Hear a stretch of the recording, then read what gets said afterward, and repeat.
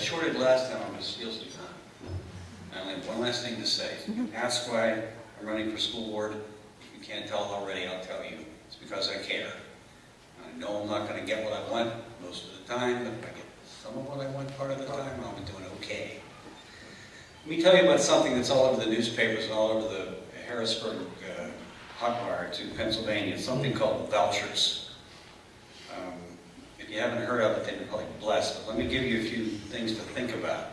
First of all, it is not a new concept. It's not come out of the sky as a silver bullet. Tom Ridge did it in May of 1995, and he tried it again in the fall of 1998. And after vigorous opposition by the public, the plug was pulled on that one and it went away. On January 11, 2011, Senate Bill 1 was introduced by Senator Piccola and Williams that reintroduces this concept of vouchers. You might have, they have different names for it. I talked about slick earlier, well let me talk about politicians. They have some new names for it. One of them is called an opportunity scholarship. Sounds like a great thing, doesn't it? It's not, it's vouchers. They call it school choice. Sounds like a great thing, choice. Yeah, it's vouchers. And the information I'm getting, and you know you can do whatever you want with data, but I'm telling you, I got this off the news wires today, that 2 out of 3 Pennsylvanians oppose giving taxpayers' money to parents so they can send their children to private schools of their choosing. That's what a voucher is. They're going to take our money, that we have so much of. We're going to give it to parents, and from what I hear, it's only the parents of schools that are performing poorly, so that's Ligonier anyways for right now, but give them time, it will come around. Let me give you 10 quick reasons why vouchers probably are not the answer.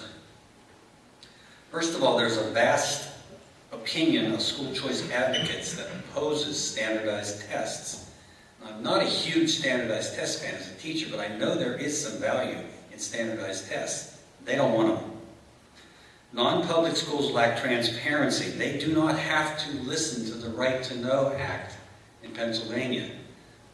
God only knows this board knows all about right to know because it's getting used frequently. You wouldn't have that if the voucher was in effect. There is no evidence that voucher children are doing better. There are states that are trying it. It's been actually, there was one that started in 1869 up in Vermont. So it's around. And private schools are called private because they're not open to every child. They decide if they want the student. They decide which student they want to admit. And that's how they build their student body. Whereas the public schools, as you well know, take everybody. Take them all. Current parental choices in Pennsylvania already. I mentioned them earlier. There are charter schools that parents can choose. There are private schools. Parochial schools, of course. And then there's homeschooling. So there are some choices. There's always been choices, except now they want vouchers to pay for them. It does eliminate the accountability, too. They don't have any requirement to show you what they're spending, how they're what they're doing with the money that comes to them. They don't even have any obligation to tell you how the students are doing. It's pretty much a closed book. Estimated cost, before my time runs out, $50 to $100 million the first year, and that's a guesstimate. Where's that money coming from? New taxes, deeper cuts, money tree, I don't know. But they seem to think, and I mentioned earlier about politicians and education, I'm not a big fan of that. I've seen too many mistakes that they have made and caused classroom teachers problems, and students too. Non-public schools, they do not have to hold their students to the same required standards as a public school.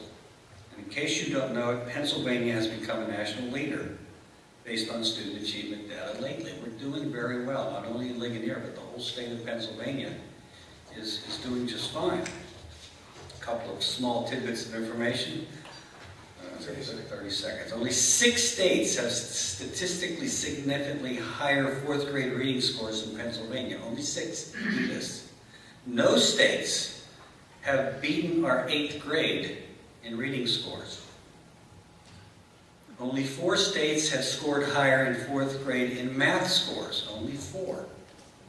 And only 7 states have scored significantly higher in 8th grade math scores. So something's working. It's come with some sacrifice. It's not a simple thing, and there are no simple answers. Thank you.